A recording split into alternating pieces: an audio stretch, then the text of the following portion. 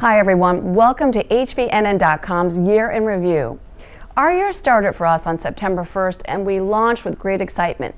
And over the course of 4 months, we've covered hundreds of stories like the touching Officer Falcone Memorial Ride to local boy and San Francisco Giants second baseman Joe Panik's return home. But one of the stories that touched my heart the most has to be Vietnam War veteran Dan Flanagan's ribbon cutting to his newly renovated home. I've never seen such an outpouring of selfless community support in my 10 years as a reporter. Truly inspiring. Take a look.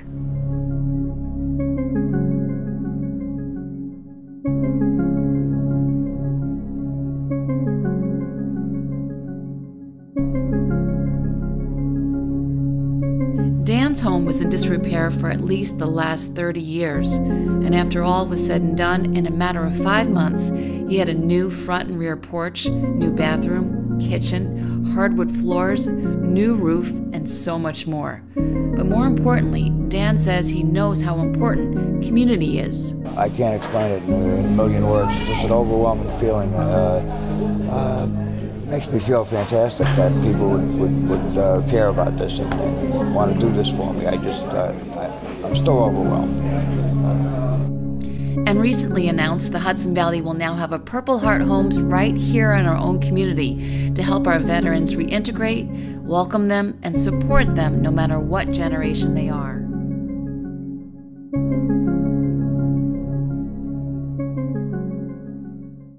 Another story that I had the pleasure of covering was my Make a Difference Day on Mount Beacon. David Rocco, who after years of being promised the mountain would be cleaned up, went against the establishment and decided it was time to clean up the mountain one garbage bag at a time. Actually camped out one night, came down to see all the garbage that was laying around. It was embarrassing and it was disgraceful. July 4th of all days. And I sent out emails to different groups, Scenic Cuts, New York State Parks, the DUC, Hudson Highlands Land Trust, and New York, New Jersey Trail Conference. I said, we got to create a Friends of Mount Beacon. And all of a sudden, oh, the no, you can't do that. We already have this group. And David says 4 years later, no change, garbage everywhere. So we're not going to wait for groups to say yes or no. We formed our own group. So it was almost like the walkway over the Hudson with the amount of people going back and forth on the trails or thanking us for what we're doing. And so, well, next time, why don't you come by and help us? You know, I always said it's just thanking us and walking by, but one person did, which was a cadet from West Point. I stopped and said, hey, what's going on? You guys come up here often? Where's the top? Where are the good ways to go? And they said, we're here on a project picking up garbage. I was like, hey, give me some gloves, give me a bag, and I'll just jump on in. So there was children, there were parents, older people, younger people, and more importantly, the four-wheel drive clubs of the areas. They were like instrumental helping us out, bringing the material out, and bringing all the garbage out. It's a ton of garbage we picked up today. And we did a major difference today. Mount Beacon's better off today than it was before we started. Very inspiring, and one man can truly make a difference. And not surprising, one of David's role models was the late, great Pete Seeger. I like the fact that he took it into his own hands. He waited as long as he could, and he said, you know what? They're not doing anything, I'm going to do it on my own. Exactly, I'm doing it. That was pretty good. So Charlie, what was one story or two stories that resonated for you in 2014? I mean, there were so many things. You had mentioned the Falcone Memorial, which I think was tremendous. It was very touching to see that kind of outpouring of support. And then in the months later, how people kind of followed up with that. So I thought that was really a great story. There was a lot of sports stories. John Jay making it all the way to the sectional championship. Absolutely. First time that's ever happened in the history, and you know about John Jay. You went to John Jay, right? I sure did. Yeah. I'm not telling you what year. Okay, well, the other thing that really resonated with me was Newburgh. The Newburgh Goldbacks, their football team that made it all the way to the Carrier Dome, and that was pretty significant, especially the way they did it. Take a look at this. Down 13-10, the Goldbacks were threatening with time winding down on the clock. And with 4th and yardage, Newburgh elects to go for the field goal. Peter Matthews made one earlier in the game, and he makes this one. This game is tied at 13, headed to overtime. In the OT, Newburgh gets 4 tries to get a first down or into the end zone, and they only needed one as Aaron Forbes stretches it out and takes it in. Matt Taft brings it in. Now it's a 2019 game. All Shen needs is an extra point to send it into double overtime. But Newburgh has already blocked one extra point attempt on the Plainsmen, so they elect to go for the 2-point conversion. Shen spreads it out with 2 receivers to the left, 1 to the right, and here's what happened. Van Gallen is trapped, and Oliver Janvier tracks him down. Newberg wins it 20-19 in overtime, and the Goldbacks are headed to Syracuse.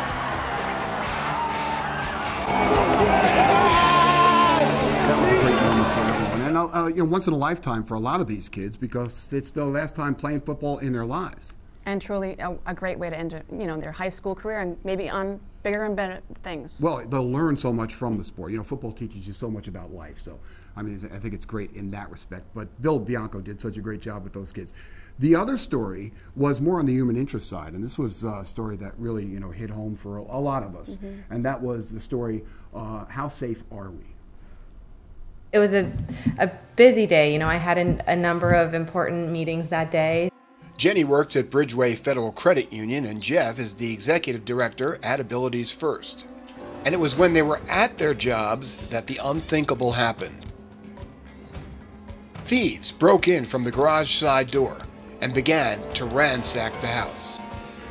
The people who did this went through every single drawer in our house, from the kitchen to the living room to our bedrooms. Our closets, took everything off,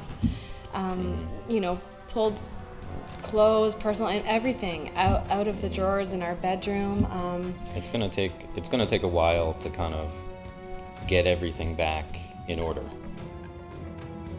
It's the photos, the videos, things that can't be replaced, and the sense that, we invested in a home, we owned our little piece of the world, and people can so easily kind of take that sense away from you. We feel like this is our safe place. This is where we're supposed to feel comfortable, and we don't feel that anymore. It's not the TV or the computers, it's the memories. There were photos and videos that we will never get back. They're irreplaceable. Those are moments captured in time that are gone.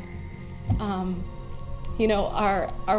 wedding photos, all of the photos from the time that we dated to our many vacations, and then most importantly, the birth of our daughter. All of those videos, all of those photos, we'll never get those back. Those memories, those times, the moment that our daughter was first given to me. So a follow-up to that story, the Dutchess County Sheriff's Office is still investigating, and as of right now, Frank, they have not found the perpetrator or perpetrators of this crime, so it's pretty scary. Yeah, it's really horrible. I had that happen to me when I was in college. I came home, my whole apartment was messed up, everything was gone. Would never want that to happen again. Well, changing gears just a little bit, Mr. DeRaffoli, what were your top stories of 2014? I think what I've enjoyed most is doing my Frankly Speaking series, which I really enjoy because I get to go give business tips to people, and it's kind of works with anybody in any type of business. But I have been doing a series called the CEO series, and I started with presidents of chambers of commerce. And my favorite one was with Kathy Patty, who is the president of the Sullivan County Chamber of Commerce. And the reason is because, well, there's something about that chamber that's very unique. When we went to find their office, you'll kind of realize why. Take a look at this. Hello, somebody there? Hi. Hey, how are you, Kathy? Come Frank? on in. Nice to meet you. Nice to meet you. Oh, I love your office. Oh, it's a little different. Yeah, it's great. What a great location. Well, I guess there's a lot of locations. No, Not quite what you expected. No. Currently, we're sitting in a 37-foot RV. It's our mobile Chamber of Commerce office. It was an initiative that came about in response to membership complaints, actually. They were, oh, you're housed in Monticello, or you were formerly housed in Liberty. You don't care about the outskirts of Sullivan County. Sullivan County is a little under 1,000 square miles. There are 15 townships, very rural, very widespread. So we really wanted to respond to our membership and say, no, we're here for you. We want to be visible wherever we can be. We want to be in your township. We want to patronize your stores. From a bottom line perspective, besides sponsorship, have you seen, has it increased membership? How's it gotten word of mouth about? So because what I'm thinking, there's probably other chambers that will see this around the country. Right. Who probably are in rural areas like you, and so I'm kind of interested in your perspective, because they may go, hey, that may be a good idea for us. It's funny that you say it. We've actually had a few chambers, in rural areas reach out to us and ask us, how is it working for you? What are the downfalls? Have you had any downfalls? I will not say that it has been like an overwhelming shock of new membership. I will say it has helped with retention, because especially for the townships that may have felt neglected or why do I pay my dues, they have certainly felt a chamber presence in their lives, whether they wanted it or not. But we absolutely came to their front doorstep and said, hey, we're in town, just stopping in to say hi, how are you? Kathy, you got to tell me, this is not a regular thing for a chamber to have a mobile unit to go around. So I have to imagine that you and your former president came up with this idea. You went to your board and you kind of said, we got this idea for the chamber. How did that go over and what was that reaction like? Some people were really on board with it. I can't say that it was unanimously decided upon, but it was really innovative, and they were really excited to see somebody go outside the box with a brand new idea. The message is to make sure that they know that we're here for them and that we're their voice. Certainly tight quarters, but you know what? They seem to make it work, Frank. Oh, well, Kathy Patty is a little Miss Ball of Energy. She's doing amazing things there with that Chamber of Commerce. And I think what they're doing is so unique, but so powerful that other chambers across the country, small ones like her, are going to make a big difference and do that thing. Absolutely. All right, so one down. Another story, another top story of 2014? It would have to be, for me, Ward Todd of the Ulster County Chamber of Commerce. Ward is the ultimate professional. He comes from a radio background as well as other backgrounds, but he's just so good at what he does and has such a focus there, and he's doing amazing things, which you'll see from this. At some point in time, I was not really bored, but looking for some new interests, so I ran for the county legislature in 1995. I was elected that year. I served for 7 years. I was the chairman for the last 3 years. And that skill set, I guess, the public relations aspect, the radio, the economic development, the elected public service, turned out to be appropriate for this position. Now, my predecessor was here for 34 years. So big shoes to fill. And but it's been just a magical, wonderful ride for the last 11 years now. What I love doing in terms of helping an individual business is to sit down right here, listen to them, find out what their issues are, and then determine how best I can help them. So I got to ask the question. Okay, we've had a lot of president turnover in chambers in the Hudson Valley area. A lot of people retiring, new people coming in. So is Ward going to be with us for a while? Do you have an exit plan in place? What's going to happen with you in terms of Chamber of Commerce? Yeah, I haven't even thought about it. I haven't even thought about it. I have no exit plan. I love what I'm doing. My wife and I talk about this a lot because, I'm in my 60s and what do you want to do? And I love working. I have always loved working. My father owned a business. I went to work for him as soon as I could get my working papers when I was 14. And I've worked since then. And I enjoy it. I don't have a lot of hobbies. I do enjoy spending free time with my family and now grandchildren. But in terms of what makes me feel good, it's getting up at 5 o'clock or 4:30 and getting to work and making a difference. And I love to work and I love this job. So when I feel as if the time is right, then the time will be right. Going to Maine in a couple of weeks. So an interesting side note, Ward Todd, Roger, actually does all his work standing up. So he must have a lot of energy.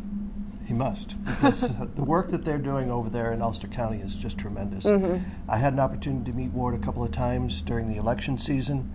They put together a debate between congressional candidates. Yes. They put debates together for state and local candidates. They really are moving fast over there. All right, so Roger, tell me, what were your two top stories of 2014?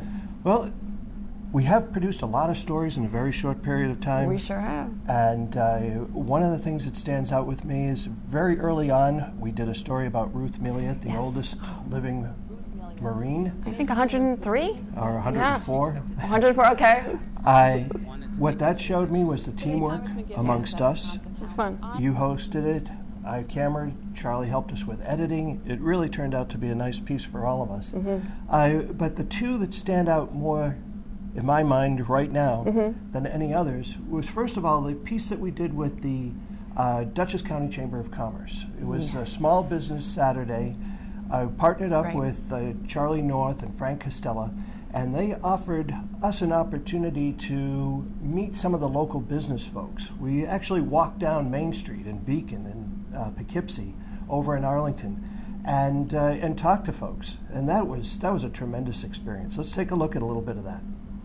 On Main Street in the city of Poughkeepsie.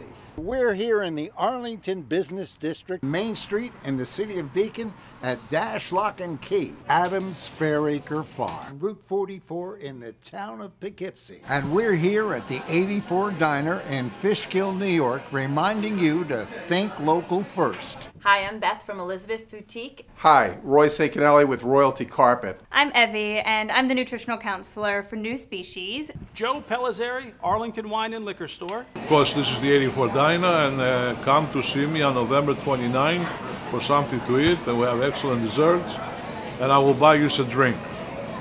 Cocktail. Thank you. And giving away American Express gift cards. We'd like for you to receive this $25 gift card from American Express. Congratulations. Oh, it's my lucky day. Isn't it? How's your lunch? Wonderful. Yeah? You like it? Yes. Well, here's a $25 gift card from American Express and Dutchess County Regional Chamber of Commerce. Enjoy. Oh, thank you. You're very welcome. So we mentioned Ward Todd earlier. He has a lot of energy. Well, Charlie North has a lot of energy too. He sure does, and he's passing that energy along to Frank Costello, who'll be taking over the chamber at the beginning of the year. And we wish him well. So, second top story, Roger. Second top story for completely different reasons. Just in the past week, we had a horrific incident in New York City where 2 police officers were slain. But in the village of Warwick, folks came together almost immediately. We heard about the event that they were planning. It was a candlelight vigil that virtually came together in a day. We heard about it that afternoon. We went down there, covered that story, and it just resonated with folks who needed some type of comfort from this horrific incident. And this story provided that for a lot of our viewers.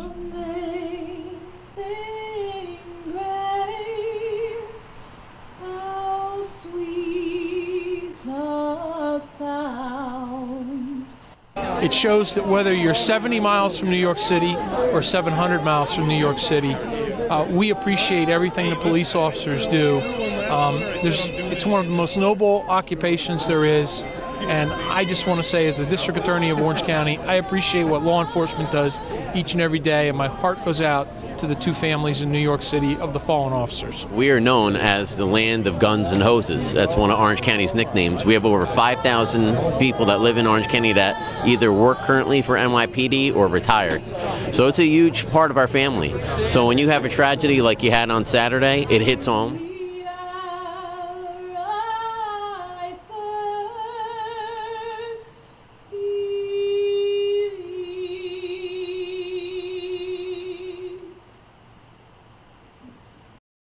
We've certainly produced a lot of stories in 4 months' time, right? 4 months' time. It feels like 4 years, really, when you think about it. It's a short period of time. We've done so much between us and our supporting staff that has really helped out tremendously as well. But it's because we have a passion for it, and we really believe that we're doing something unique and something that's important for the area. And bottom line, we're very grateful. So from our HVNN.com family to yours, Happy New Year!